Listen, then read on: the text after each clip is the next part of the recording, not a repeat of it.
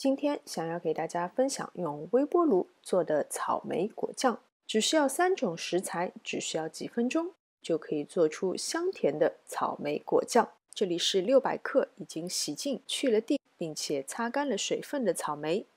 我比较喜欢大果粒的草莓果酱，所以把它们切成了大块。你也可以把它们切得更小块一些。600克的草莓，我加了200克的白砂糖，略微拌匀以后，先放置在一边。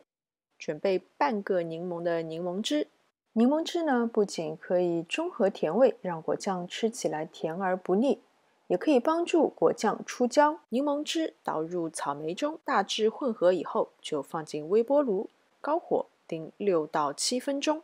这个时间呢，可以根据微波炉的功率和草莓的数量自行加减1到2分钟。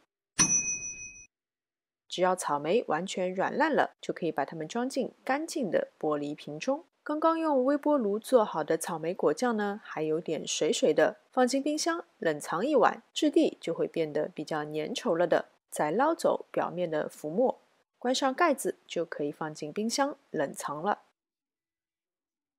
这可是纯正无添加的草莓果酱哦。我最喜欢用它来搭配无糖的希腊酸奶。这可是真真正正的大果粒草莓酸奶。好了，今天的视频就到这边，非常感谢大家的观看。